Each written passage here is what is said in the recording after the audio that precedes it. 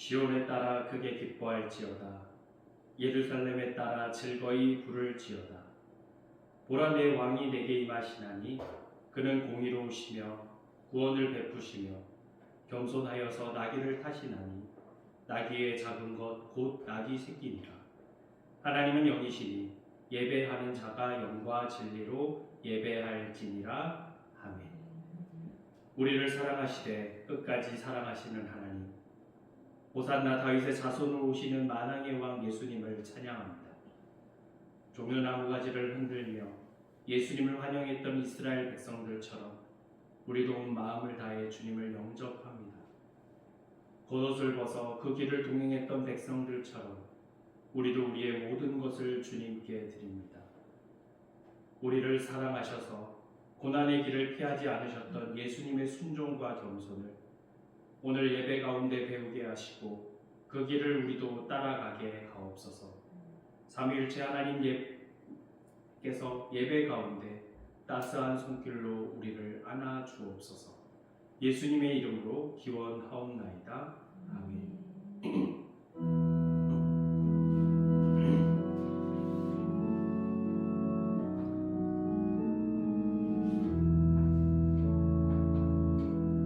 주께서 높은 보좌에 앉으셨는데 그 옷자락은 성전에 가득하도다. 전사들이 모여서 서로 참아하여 외치니 그 소리는 성전에 가득하도다.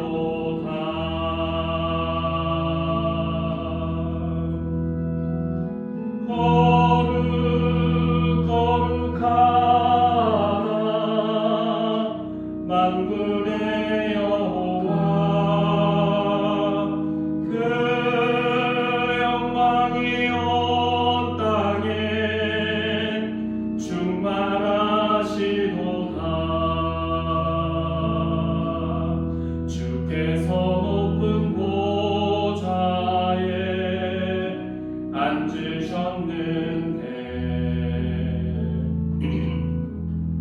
그 옷자락은 성전에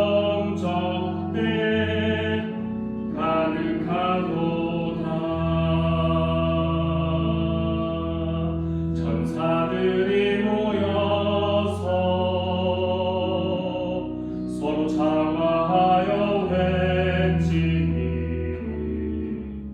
그 소리는 성전에 가득하도다.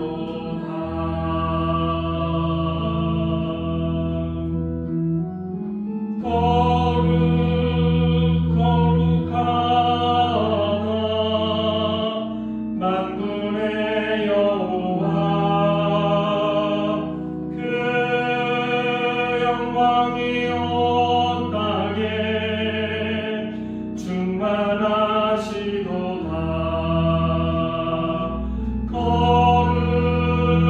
거룩하다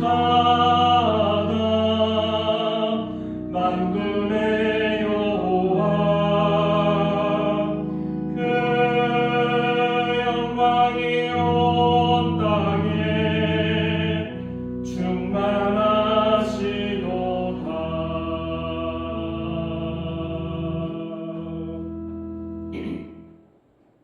여러분은 어떤 하나님을 믿고 경배하십니까? 나는 전능하신 아버지 하나님, 천지의 창조주를 믿습니다. 여러분은 예수 그리스도를 어떻게 믿고 고백하십니까? 나는 그의 유일하신 아들 우리 주 예수 그리스도를 믿습니다. 그는 성령으로 잉태되어 동정녀 마리아에게서 나시고 본디오 빌라도에게 고난을 받아 십자가에 못 박혀 죽으시고 장사된 지 사흘 만에 죽은 자 가운데서 다시 살아나셨으며 하늘에 오르시어 전능하신 아버지 하나님 우편에 앉아 계시다가 거기로부터 살아있는 자와 죽은 자를 심판하러 오십니다. 여러분은 성령 안에서 어떤 소망을 갖고 계십니까? 나는 성령을 믿으며 거룩한 공교회와 성도의 교제와 죄를 용서받는 것과 몸의 부활과 영생을 믿습니다. 아멘. 이 시간 지난 한 주간의 삶을 돌아보며 하나님 앞에 회개의 기도를 드리겠습니다. 하나님 아버지, 언제까지나 우리와 함께 하시겠다 약속하시며 어떤 상황 속에서도 우리와 늘 동행하여 주시는 은혜에 감사드립니다. 그러나 우리는 여전히 혼자라 느끼며 스스로 많은 것들을 해결하려 하고 있음을 고백합니다. 알 수 없는 미래를 두려워하며 내 뜻대로 되지 않을까 불안해하였습니다. 새로운 시작 앞에 서 있었던 성경의 많은 인물들에게 말씀하셨던 하나님이 나의 하나님인데도 그 하나님께 의지하지 않고 늘 걱정하며 염려했던 우리를 용서하여 주옵소서. 우리를 변함없이 사랑하시는 하나님, 하나님께서 친히 주시는 평안을 누리며 살아가게 하옵소서. 영원히 함께 하시겠다는 약속을 굳게 믿고 세상을 이기며 살아가는 우리가 되게 하옵소서. 지금은 주님과 나만이 아는 은밀한 죄를 침묵으로 고백하겠습니다.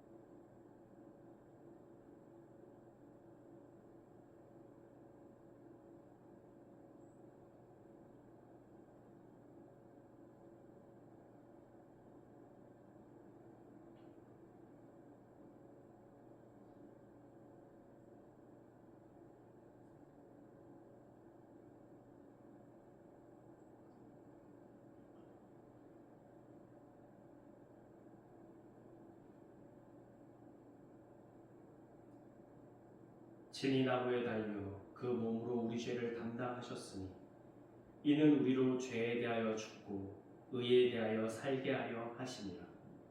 그가 채찍에 맞음으로 너희는 나음을 얻었나니 너희가 전에는 양과 같이 길을 잃었더니 이제는 너희 영혼의 목자와 감독 되신 이에게 돌아왔느니라. 그러므로 이제 그리스도 예수 안에 있는 자에게는 결코 정죄함이 없느니라. 아멘.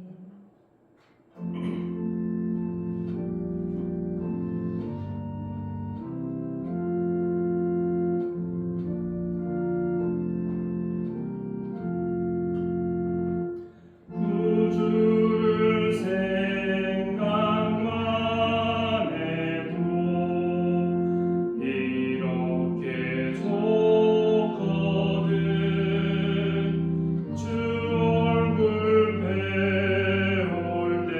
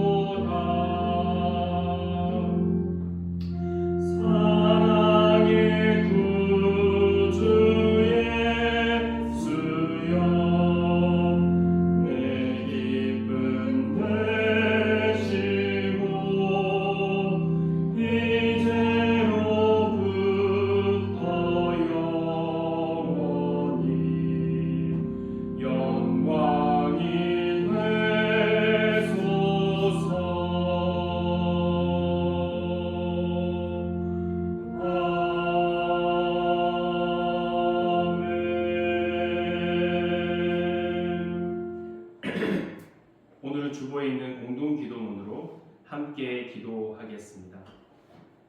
영원하신 하나님, 지극한 사랑으로 외아들 예수 그리스도를 이 세상에 보내시고 또한 십자가의 고통을 당하게 하셨나이다. 인간의 본성을 취하신 성자께서 하나님의 뜻에 온전히 순종하신 것처럼 우리도 주님의 뜻을 따라 살게 하시고 마침내 영광스러운 부활에 참여하게 하소서. 창조주 하나님, 성자 예수께서는 종의 모습을 취하여 십자가에 죽기까지 순종하셨나이다.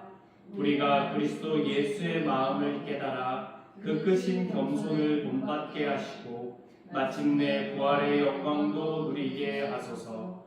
사랑의 하나님, 예수 그리스도께서 잡히시던 날 밤에 성찬을 통해 구원의 신비를 보여주셨나이다. 주님의 몸과 피를 받아 모시는 우리를 모든 죄악에서 벗어나게 하시고 주님의 새 계명을 마음속에 새기며 살아가게 하소서. 의로우신 하나님, 예수 그리스도께서는 죄 많은 사람들의 배반으로 순환당하시고 십자가에 못 박혀 죽으셨나이다. 크신 사랑으로 우리의 모든 죄를 용서하시고 주님의 자녀로 받아주시어 십자가의 순환에 참여하게 하소서. 하늘과 땅의 창조주이신 하나님, 예수 그리스도께서는 십자가에 달려 죽으시고 무덤에 묻히셨나이다. 부활하실 주님을 기다리는 우리도 죄의 무덤에서 일어나 주님과 함께 새 생명으로 다시 태어나게 하소서. 예수님의 이름으로 기도합니다. 아멘.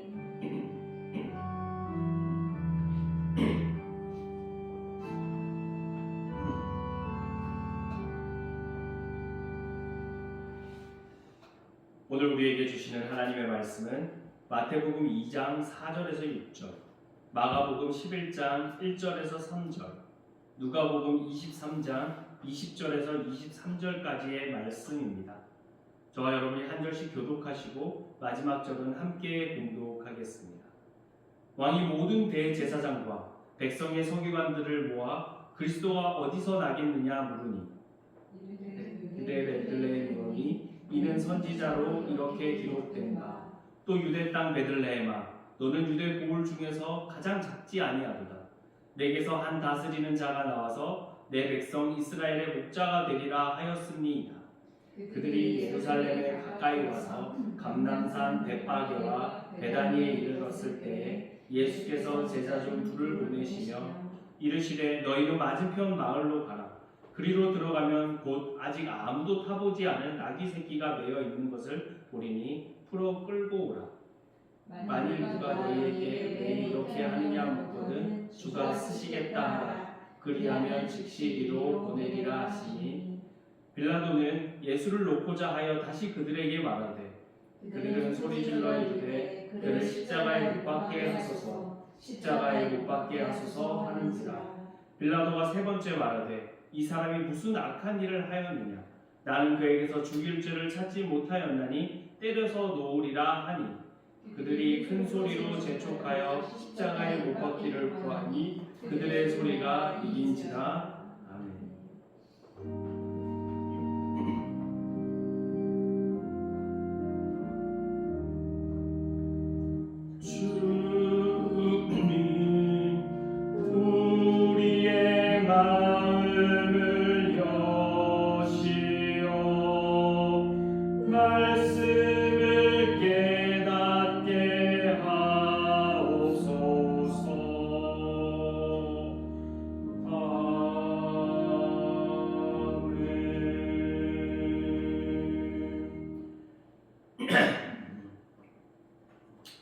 사랑하는 여러분, 3월 한 달 어찌 보내셨습니까?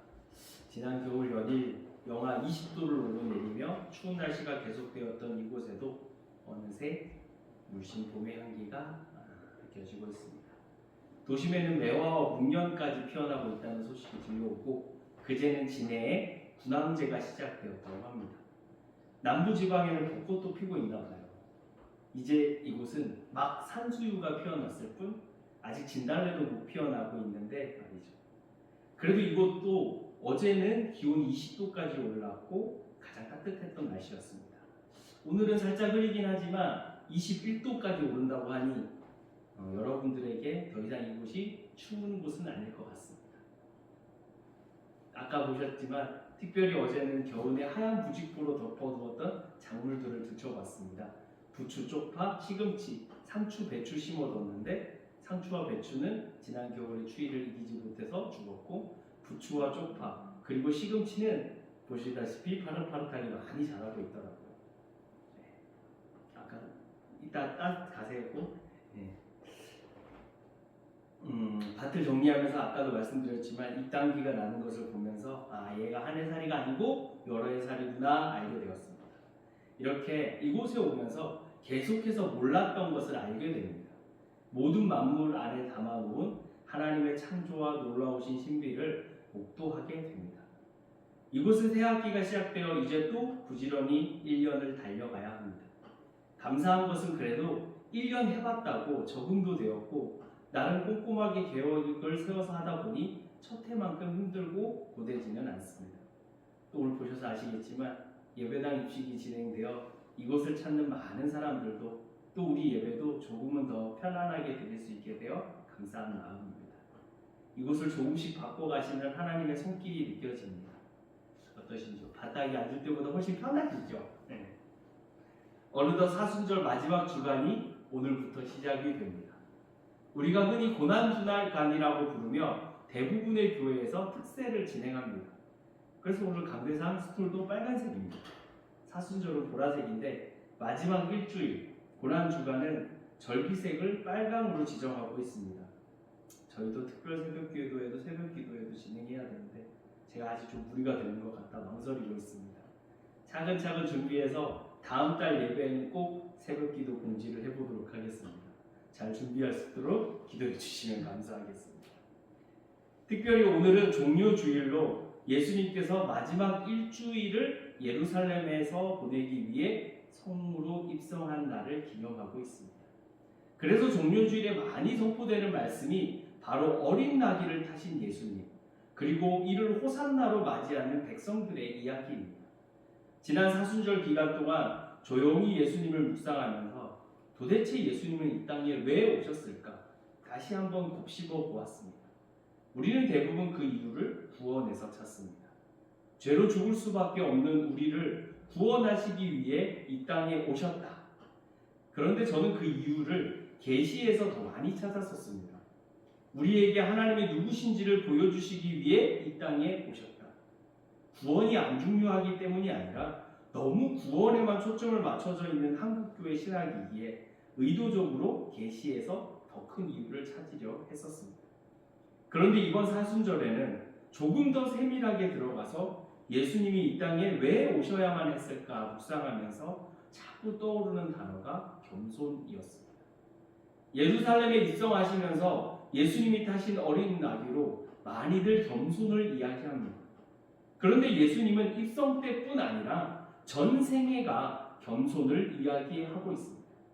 오늘은 말씀을 통해 그 이야기를 함께 나눠보려고 합니다.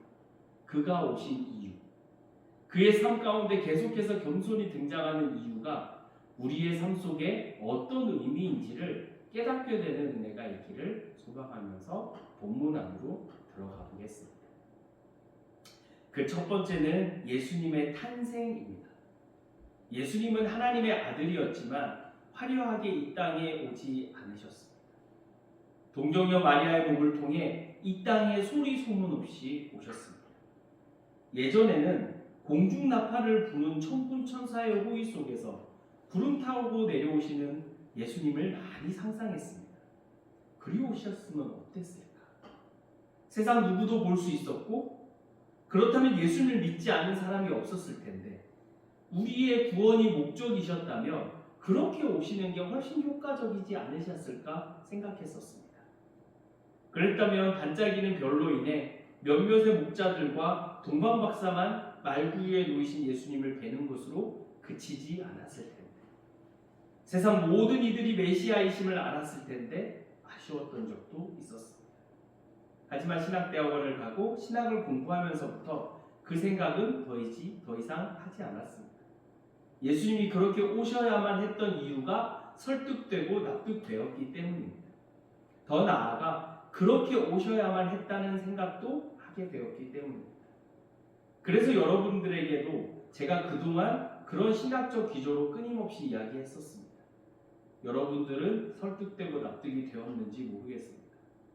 오늘은 한 걸음 더 나아가 보고자 합니다. 특히 신약을 통한 결과로서 겸손이 아니라 구약의 선지자들로부터 이미 예견되었던 겸손에 대해 이야기하려고 합니다. 이것이 지니는 특별한 의미가 무엇일까 궁금하시다면 마지막까지 한번 잘 따라와 보시면 좋겠습니다. 먼저 오늘 본문의 첫 번째 단락인 마태복음 2장 4절에서 6절까지의 말씀인데 함께 다시 읽어보도록 하겠습니다. 왕이 모든 대제사장과 백성의 서기관들을 모아 그리스도가 어디서 나겠느냐 물으니 이르되 유대 베들레헴이오니 이는 선지자로 이렇게 기록된 바 또 유대 땅 베들레헴아 너는 유대 고을 중에서 가장 작지 아니하도다. 내게서 한 다스리는 자가 나와서 내 백성 이스라엘의 목자가 되리라 하였음이니이다. 아멘. 성경에는 많은 기호들로 여러 가지를 표시하고 있습니다. 그 중에 가장 도드라지게 표시된 것이 바로 구약의 직접 인용 부분입니다. 본문 6절 말씀이 바로 그에 해당됩니다. 바로 미가 5장 2절의 말씀이 직접 인용된 말씀인데요. 미가 말씀으로 다시 한번 읽어보겠습니다. 베들레헴 에브라다야 너는 유다 족속 중에 작을지라도 이스라엘을 다스릴 자가 내게서 내게로 나올 것이라.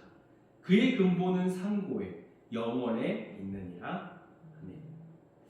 베들레헴이라는 동네를 여러분들은 잘 알고 있죠. 하지만 미가가 이를 선포한 당시에는 어땠을까요? 많은 이들이 잘 알고 있었을까요? 베들레헴은 창세기에서 처음 성경에 등장합니다. 야곱의 아내 라헬이 장사된 지명으로 등장합니다. 그리고 사사기에 잠깐 등장하고 룻기의 배경이 되면서 본격적으로 이스라엘 백성들에게 알려지게 된 동네입니다. 사실 베들레헴은 매우 유명세를 탈 수도 있는 동네였습니다. 왜냐하면 다윗이 바로 베들레헴 출신이기 때문입니다. 우리나라도 대통령 고향에 가면 대통령 생가나 터를 유적지화해서 돌보면서 홍보하잖아요. 그런데 이스라엘에서 가장 뛰어난 떠와 다윗의 고향이었으니 충분히 유명세를 탈 수 있지 않았을까요? 게다가 베들레헴은 예루살렘에서 남쪽으로 10km 정도밖에 안 떨어져 있었습니다. 아주 가까웠죠. 지리적으로도 충분히 인지도가 높은 동네, 도시로 발전할 수 있었던 마을이었지만 미가가 예언하기 전까지 더 이상 성경에 등장하지 않습니다. 그래서 이스라엘 백성들 중에도 베들레헴을 아는 사람이 많지 않았습니다. 수도 근처에 있어서 오지 시골의 느낌은 아니었지만 그 누구도 주목하지 않은 작은 동네가 베들레헴이었습니다. 심지어 예수님께서도 공생애 동안 베들레헴을 방문했다는 기록이 어디에도 없습니다. 예루살렘과 이렇게 가까운 곳이었는데도 말이죠. 우리는 너무도 잘 알고 있는 지명이지만 미가 선지자가 선포할 당시도 예수님이 사역을 하던 시기에도 베들레헴은 주목받지 못한 동네였습니다. 역사의 중심이기보다는 배경에 가까운 마을, 몰라도 크게 이상한 곳이 아닌 지명이었습니다. 그곳에서 예수님이 태어날 것이라고 예언하는 것은 매우 큰 의미가 있습니다. 물론 다윗의 자손으로 오시기에 그의 고향인 베들레헴이 선택된 부분도 있었습니다. 하지만 앞으로 오실 메시아를 예표하면서 그곳이 베들레헴이라는 것은 그것 이상의 의미가 있었습니다. 너희가 기대하는 메시아와 장차 오시게 될 메시아는 큰 차이가 있다는 것입니다. 그 차이를 너희가 오시기 전에 극복을 해야 한다는 것입니다. 그렇지 않다면 너희는 그 메시아를 알아보지도 못할 것이고 더 나아가 그 메시아를 핍박하게 될 것이라는 것이죠. 결국 어떻게 되었습니까? 유대인들은 그 차이를 전혀 극복하지 못하고 그를 메시아로 인정하지 않았습니다. 심지어 그를 따르는 제자들조차도 극복하지 못하고 예수님을 정치적 메시아로 여기며 따라다녔습니다. 이제 두 번째 본문 단락으로 넘어가 보겠습니다. 예수님이 예루살렘 입성하시기 전 건너 마을에서 어린 나귀를 끌고 오라는 본문입니다. 마가복음 11장 1절에서 3절 말씀을 함께 읽겠습니다. 그들이 예루살렘에 가까이 와서 감람산 벳바게와 베다니에 이르렀을 때에 예수께서 제자 중 둘을 보내시며 이르시되 너희는 맞은편 마을로 가라. 그리로 들어가면 곧 아직 아무도 타보지 않은 나귀 새끼가 매여 있는 것을 보리니 풀어 끌고 오라. 만일 누가 너희에게 왜 이렇게 하느냐 묻거든 주가 쓰시겠다 하라. 그리하면 즉시 니로 보내리라 하시니. 아멘. 이 본문은 직접 인용구로 기록되어 있지는 않지만 구약의 스가랴 선지자를 통해서 이미 예표가 되었습니다. 스가랴 9장 9절 말씀입니다. 시온에 따라 크게 기뻐할지어다. 예루살렘에 따라 즐거이 부를지어다. 보라, 내 왕이 내게 임하시나니 그는 공의로우시며 후원을 베푸시며 겸손하여서 나귀를 타시나니 나귀의 작은 것 곧 나귀 새끼니라. 어느 시대이든 무엇을 타는지가 신분을 나타내주는 경우가 많습니다. 사실 지금도 그렇지 않습니까? 벤츠와 같은 고급 외제차를 타면 신분이 매우 높아 보이는 효과가 납니다. 그래서 요즘 그런 차를 승차감이 좋다고 말하지 않고 하차감이 좋다고 말하지 않습니다. 당시도 다르지 않았습니다.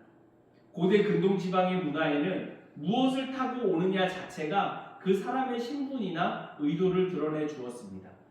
구약의 스가랴 선지자는 백성들에게 장차 오실 메시아를 예표하면서 나귀를 타실 것이라고 분명히 말하고 있습니다. 분명 그 메시아가 너희 왕이라고 말하며 그 왕이 타고 오실 것이 나귀라고 말하고 계십니다. 당시 말은 정치적 군사적으로 매우 강력한 왕이 타는 상징이었습니다. 왕권으로 정복하고 지배하며 통치하는 왕의 모습이 말 안에 담겨 있습니다. 하지만 나귀는 그렇지 않습니다. 평화의 상징이었고 옆집 드나들듯이 일상적이며 서로 구별이 없는 모습이었습니다. 왕과 백성의 삶이 분리되지 않고 서로 용서하며 환대하는 그런 모습이 바로 나귀에 담겨 있습니다. 게다가 나귀가 어린 나귀이니 얼마나 더 그러한 모습이었을까요? 스가랴 선지자는 분명 이스라엘을 구원하러 이 땅에 오실 메시아는 그런 왕이라고 말하고 있습니다. 로마를 무력으로 뒤엎는 왕이 아니며 힘으로 유대를 군림하는 왕이 아니라고 말합니다. 오히려 이 땅에 평화를 가져다주며 가장 낮은 모습으로 이 땅을 섬기러 오실 왕이라고 말하고 있습니다. 그리고 예수님은 그런 삶을 공생의 기간 내내 살아가셨습니다. 즉위식이라고 말할 수 있는 오늘 본문에서도 그는 어린 나귀를 타고 예루살렘에 입성하셨습니다. 그리고 백성들은 그런 예수님을 호산나로 맞이합니다. 그런데 그들이 환영하며 맞이한 왕은 나귀를 타고 오시는 왕이 아니었습니다. 그들의 소망을 이루어 줄 말을 타고 오실 왕이었습니다. 로마의 압제에서 구원하고 유다가 이전 다윗의 영광을 누리며 그렇게 세상에서 영향력 있는 나라가 되길 바랐습니다. 사실 지금 이스라엘의 모습이 그렇지 않습니다. 스가랴 선지자가 예언한 나귀 새끼, 그가 타신 어린 나귀에 대한 인식은 어디에도 없었습니다. 그런 백성들이 마음은 바로 세 번째 본문에서 확정됩니다. 누가복음 23장 20절에서 23절까지의 말씀을 한 목소리로 읽어보겠습니다. 빌라도는 예수를 놓고자 하여 다시 그들에게 말하되 그들은 소리질러 이르되 그를 십자가에 못 박게 하소서 십자가에 못 박게 하소서 하는지라. 빌라도가 세 번째 말하되 이 사람이 무슨 악한 일을 하였느냐. 나는 그에게서 죽일 죄를 찾지 못하였나니 때려서 놓으리라 하니 그들이 큰 소리로 재촉하여 십자가에 못 박기를 구하니 그들의 소리가 이긴지라.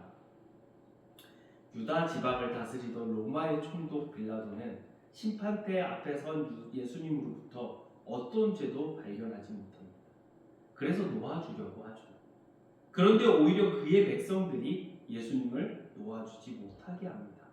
불과 나흘 전에 자기의 소중한 겉옷까지 길에 깔고 예루살렘에 입성하시는 예수님을 맞이하였던 백성들입니다. 호산나 연일 외쳐가며 왕의 즉위식을 주관했던 사람들이었습니다. 하지만 그들은 얼마 지나지 않아 돌아섭니다. 며칠 예루살렘에 같이 있어 보니 그들이 원하는 왕이 아니었기 때문입니다. 더 나아가 그가 왕인지 의심이 들었습니다. 왜냐하면 그들은 그런 왕을 원하지 않았기 때문입니다. 분명 구약의 여러 선지자가 오실 메시아는 그런 분이라고 누누이 이야기했음에도 불구하고 보고 싶은 것만 듣고 싶은 것만 들은 백성들이었습니다. 그런 예수님을 십자가에 못 박으라고 연신 외쳐댑니다. 로마의 최고형 십자가형은 너무도 잔혹해서 잘 집행하지 않는 형벌입니다. 그런데 그들은 십자가에 못 박으라고 외칩니다. 빌라도는 몇 대 때려서 석방하고 싶은데 백성들의 원성을 살까 싶어 십자가형을 언도합니다. 사실 십자가는 구약에 예표되는 것이 아니었습니다. 백성들의 요청에 의한 것이었습니다. 하나님께서는 다만 그것을 내버려 두셨습니다. 그리고 그것을 귀한 구원의 도구로 사용하셨습니다. 원래 십자가는 로마에서 가장 저주스러운 것이었습니다. 뿐만 아니라 이스라엘에서도 또한 그러했습니다. 신명기 21장 22절에서 23절 말씀입니다. 사람이 만일 죽을 죄를 범함으로 네가 그를 죽여 나무 위에 달거든 그 시체를 나무 위에 밤새도록 두지 말고 그날에 장사하여 내 하나님 여호와께서 내게 기업으로 주시는 땅을 더럽히지 말라. 나무에 달린 자는 하나님께 저주를 받았습니다. 로마는 십자가 자체가 저주였다며 이스라엘은 나무에 달리는 것 자체가 저주였습니다. 그런데 예수님을 나무로 만든 십자가에 못 박으라고 하는 것입니다. 그들은 그가 로마에서도 이스라엘에서도 저주받아 마땅하게 여겼습니다. 하나님께도 저주받아 마땅한 존재였습니다. 그런데 아이러니하게도 구약에는 십자가의 예표는 없지만 이러한 백성들의 모습이 예표되고 있습니다. 이사야 53장 4절 말씀입니다. 그는 실로 우리의 질고를 지고 우리의 슬픔을 당하였거늘 우리는 생각하기를 그는 징벌을 받아 하나님께 맞으며 고난을 당한다 하였느라. 그리고 이사야 선지자는 그 고난을 다음과 같이 선포합니다. 이어서 5절과 6절의 말씀입니다. 그가 찔림은 우리의 허물 때문이요 그가 상함은 우리의 죄악 때문이다. 그가 징계를 받음으로 우리는 평화를 누리고 그가 채찍에 맞음으로 우리는 나음을 받았다. 우리는 다 양 같아서 그릇 행하여 각기 제 길로 갔거늘 여호와께서는 우리 모두의 죄악을 그에게 담당시키셨다. 그러하기에 십자가는 그 어떤 것보다 가장 큰 겸손이 되었습니다. 왕이신 예수님께서 그들의 허물을 고스란히 안으시며 그들이 내린 징계를 받아들이셨습니다. 그리고 그 결과는 그들이 평화를 누리고 그들이 나음을 받은 것이었습니다. 겸손의 끝, 낮아지심의 끝이 바로 십자가이니 여기서 드러납니다. 그의 고난은 우리 때문이었습니다. 우리의 죄 때문이었고 우리의 무지 때문이었고 우리의 외침 때문이었습니다. 그렇게 예수님은 십자가에 달려 돌아가셨고 그를 하나님께서 부활시키셨습니다. 말씀을 정리합니다. 그의 겸손은 신약에 등장하는 예수님의 모습 속에서만 발견할 수 있는 것이 아니었습니다. 구약의 여러 선지자를 통해 이미 말씀하셨던 것입니다. 앞서 시작할 때 제가 드린 질문이 있었습니다. 이것이 지니는 특별한 의미가 무엇일까? 그것은 그들은 몰랐던 것이 아니라는 것입니다. 다만 은연중에 그것을 피하고 싶었던 것이었습니다. 오실 메시아, 그리스도의 겸손은 그들에게 좋은 것이 아니었습니다. 세상을 지배하는 가시적인 힘이 생기는 것도 아니었습니다. 마주하는 고난이 없어지는 것도 아니었습니다. 여전히 로마의 통치 아래 있었고 오랜 식민지 생활로 겪는 어려움들로 가득했습니다. 가난했고 두려웠으며 택한 백성으로서의 자긍심은 바닥에 떨어진 지 오래였습니다. 해방되고 싶었고 잘 살고 싶었으며 하나님이 우리의 신이심을 천하에 드러내길 원했습니다. 그런데 그건 예수님이 이 땅에 오신 이유가 아니었습니다. 그것이 이 땅에 오신 이유였다면 그는 천군 천사를 호령하며 공중에서 구름 타고 내려오셨을 것입니다. 그것만으로 또 그것을 다 이루실 수 있기 때문입니다. 하지만 예수님은 유대의 가장 작은 곳 베들레헴에서 태어나셨고 어린 나귀를 타고 입성하셔 즉위식을 하셨으며 백성들의 손에 이끌려 십자가에 달려 돌아가셨습니다. 그것이 바로 우리의 그리스도이신 것입니다. 이는 나약해서도 아니었습니다. 무능해서도 아니었습니다. 하나님의 성품이 그러했고 이 땅을 살아가는 방식이 그러하셨으며 이 땅에서 살아가는 백성들의 삶도 그러하기를 바라셨던 것입니다. 그것이 우리가 오신 예수님을 통해서 인식하고 배워야 할 그리스도인의 모습인 것입니다. 사랑하는 여러분, 우리는 예수님을 십자가에 못 박은 그들과 같이 되지 마십시다.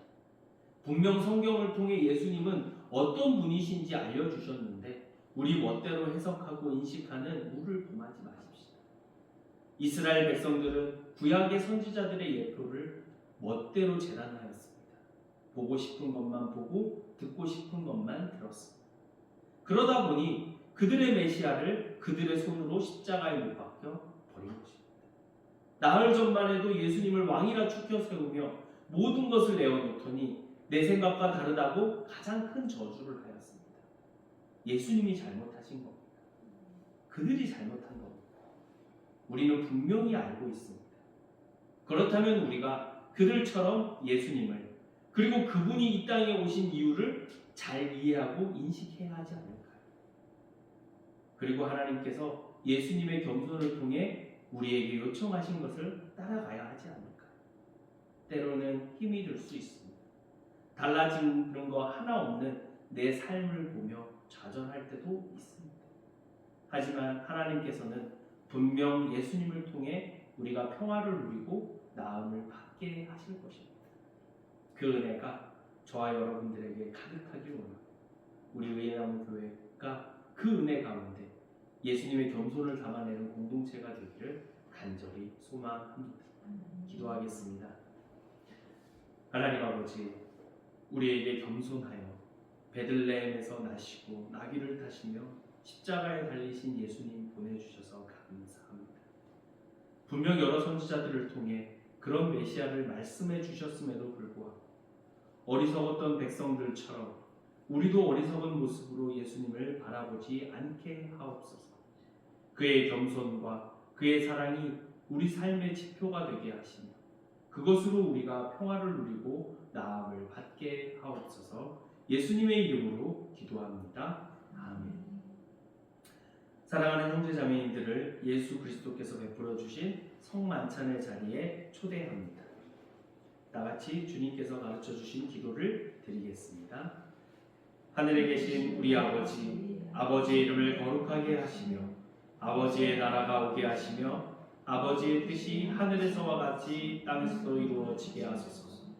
오늘 우리에게 일용할 양식을 주시고 우리가 우리에게 잘못한 사람을 용서하여 준 것 같이 우리 죄를 용서하여 주시고 우리를 시험에 빠지지 않게 하시고 악에서 구하소서. 나라와 권능과 영광이 영원히 아버지의 것입니다. 아멘. 우리 주님께서 말씀하셨습니다. 평안을 너희에게 끼치노니 곧 나의 평안을 너희에게 주노라. 내가 너희에게 주는 것은 세상이 주는 것과 같지 아니하리라. 그리스도께서 자신을 희생하여 평화를 이루셨으니 이제 우리도 그리스도 안에서 하나됨이 마땅합니다. 저와 여러분이 먼저 평화의 인사를 나누겠습니다. 주님의 평화가 우리 성도님들과 함께하길 바랍니다. 주님의 평화가 목사님과 함께하길 바랍니다. 감사합니다. 이어서 앞뒤 좌우의 형제 자매님들과 함께 평화의 인사를 나누겠습니다. 주님의 평화가 우리 위원님과 함께하길 바랍니다.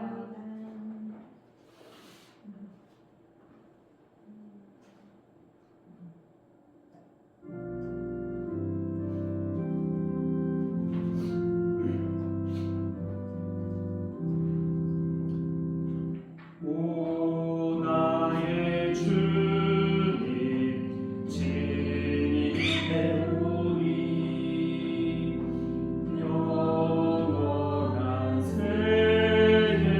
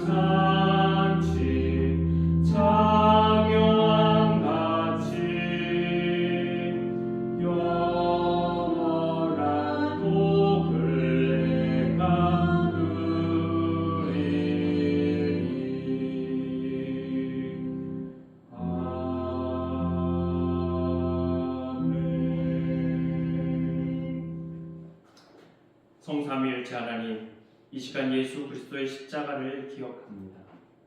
우리를 주님의 임재 가운데 초대해 주시며 이 식탁을 성별하여 주옵소서. 창조주 성령이여 오시옵소서. 우리가 이 떡을 떼고 이 잔을 마실 때 그리스도의 몸과 보혈에 참여하는 신비를 이루사 그리스도와 한 몸 되게 하옵소서. 창조주 성령이여 오시옵소서. 우리로 그리스도의 새로운 몸을 덧입게 하사 세상 가운데 하나님 나라를 이루는 주님의 소명을 기억하게 하옵소서. 창조주 성령이여 오시옵소서. 이것은 주님의 몸입니다.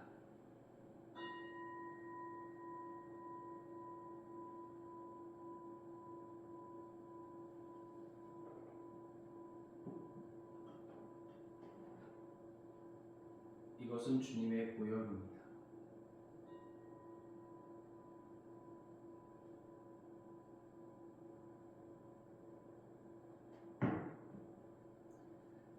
주 예수께서 잡히시던 밤에 제자들과 함께 둘러앉아 식사하시던 중에 떡을 가지사 축사하시고 떼어 이르시되 이것은 너를 위하는 내 몸이니 이것을 행하여 나를 기념하라 하셨습니다.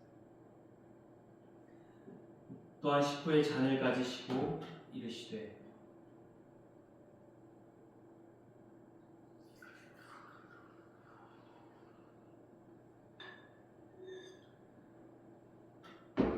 이 잔은 내 피로 세운 새 언약이니 이것을 행하여 마실 때마다 나를 기념하라 하셨습니다. 기도하겠습니다. 하나님, 오늘 예나무 교회 1주년 예배를 허락하시고 큰 은혜 가운데 우리에게 주의 몸과 보혈을 주시니 감사드립니다. 이 몸과 보혈을 먹고 마심으로 그리스도 안에서 하나 된 우리가 삼위일체 하나님과의 기쁨의 교제를 나누게 하옵소서. 예수님을 통해 보이시고 가르치신 겸손을 마음 깊이 새기며 살아가는 우리 되게 하옵소서. 우리의 그리스도이신 주 예수님의 이름으로 기도드립니다. 아멘. 성찬의 내 순간 받아들이고 감사하고 부수고 나누며 이 상찬에 참여해 주십시오. 주님의 몸과 보혈을 받으실 때는 아멘으로 받겠습니다. 그럼 한 분씩 나오셔서 성찬에 참여하겠습니다.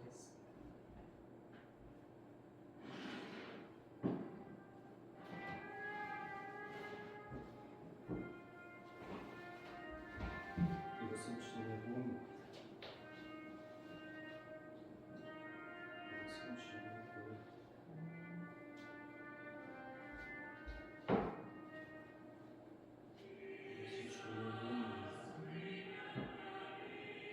이것은 주님의 보혈입니다.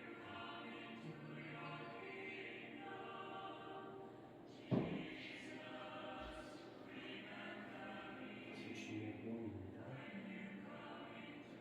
이것은 주님의 보혈입니다.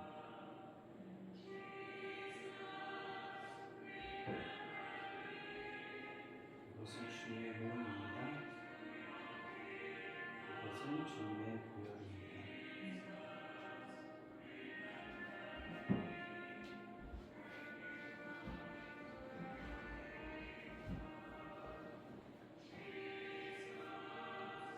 성찬을 받으시면서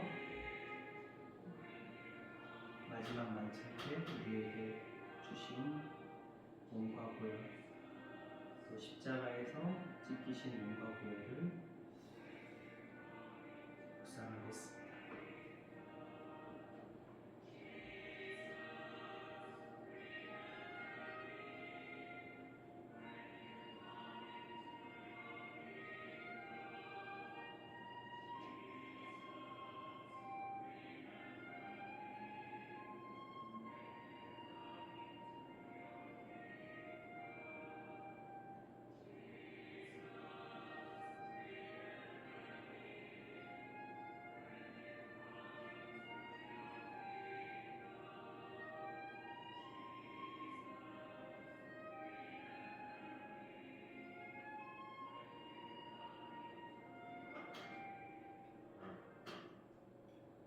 기도하겠습니다. 한결같은 사랑으로 우리를 돌보시는 하나님, 이 시간 그리스도의 몸과 보혈을 통해 우리를 주님과 하나 되게 하시니 감사드립니다. 예수님께서 이 땅에서 선포하시며 살아가셨던 그 나라를 우리도 하나님께서 창조하신 만물이 가득한 이곳에서 공동체로 또 교회로 세우며 살아가고자 하오니 예수님의 제자로서 예수님의 겸손을 닮아가는 우리가 되게 하옵소서. 주 예수 그리스도의 이름으로 기도드립니다. 아멘.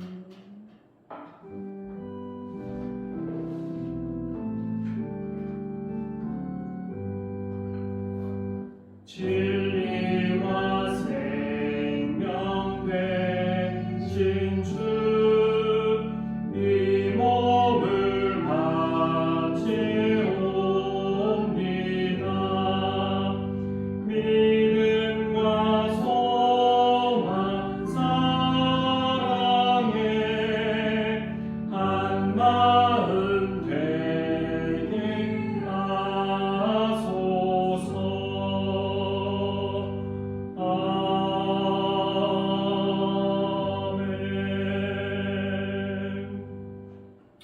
하나님 아버지, 우리가 가진 모든 것은 하나님으로부터 온 하나님의 것입니다. 물질뿐 아니라 몸도 마음도 시간도 모두 주의 것이오니 오직 하나님만이 나의 주인이심을 믿음으로 고백하며 결단하는 우리 되게 하옵소서. 정성껏 드리는 예물이 꼭 하나님 나라에 귀하게 사용되게 하시며 이 땅에서 하나님의 뜻을 이루어 가시는데 귀한 밑거름이 되게 하옵소서. 누구 하나 궁핍하지 않도록 하나님께서 쓸 것을 채우시며 하나님 외에 그 무엇도 주인 되지 않도록 각자의 형편을 주장하여 주옵소서. 예배의 처소를 돕는 장로의 신학대학교를 기억하셔서 이곳에서 시작하는 학생들이 하나님을 올바르게 배워 하나님의 뜻에 따라 순종하며 한국교회를 이끌어가는 귀한 목회자가 되게 하옵소서. 주 예수님 이름으로 봉헌기도 드립니다. 아멘.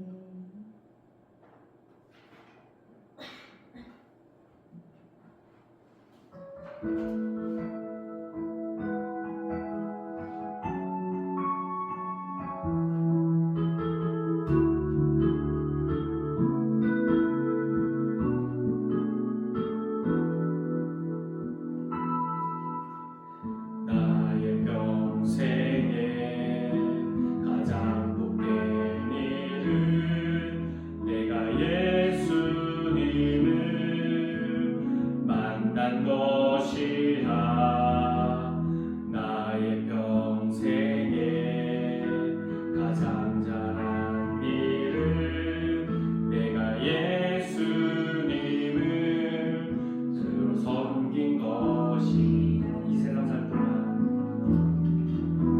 이 세상 살 동안 내가 걷는 길이 때론 험하여서 넘어질 때도 주의 강한 손이 나를 붙드시니 나는 예수님만 주로 섬기며 살리. 나는 주를 섬기는 것에 후회가 없습니다. 내가 걸어온 모든 시간 다 주의 것이니 내가 걸어갈 모든 날도 주만 섬기며 살리. 오직 예수 이름 부르며 살아가리라.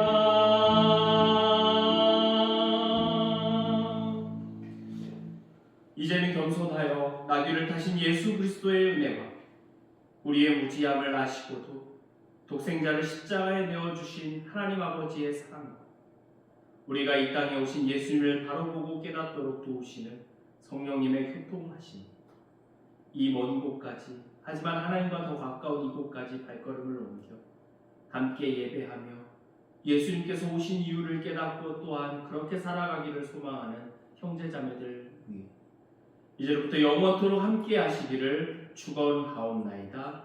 아멘.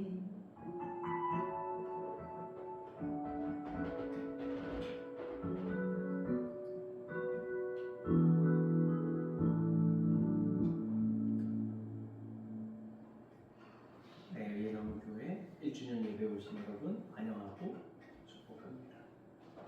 네, 이 귀한 곳에서 1년이나 예배를 드렸네요. 하나님께 감사와 영광 올려드립니다. 한 달에 한 번이었지만 함께 예배할 수 있어서 참 기쁘고 감사한 마음입니다. 예배로 그치는 공동체 아니라 하나님 안에서 살아있고 피어나는 공동체가 꼭 되기를 소망합니다. 의예나무교회 이후 예배 4월은 4월 26일입니다. 5월하고 6월도 관로해서 예정으로 표시를 해드렸습니다. 혹시 일정에 참고가 되실까봐. 네, 특별히 오늘 예배당 입식이 되고 첫 예배였습니다. 먼저 이곳 그렇죠. 분위기는 어때요? 여기랑 되게 잘 어울리죠. 네. 그거 되게 잘 만들어주신다. 곱게 잘 만들어주신다. 이곳의 필요를 계속해서 채워가시는 하나님의 은혜 감사드리고 특별히 오프트 정인교회가 귀한 섬김으로 이 마련해 주셨는데 다시 한번 감사드립니다. 이제 바뀌었으니까 사진 한 컷 찍어야죠. 네, 사진 한 컷 찍고 오늘 점심 식사는 예배랑 딱히 정리할 거 별로 없죠. 하고 외부로 식사하러 나가려고 합니다. 네, 메뉴는 아까 두 가지 중에 하나 가도록 하겠습니다. 그럼 모두 나오셔서 함께 사진을 찍겠습니다.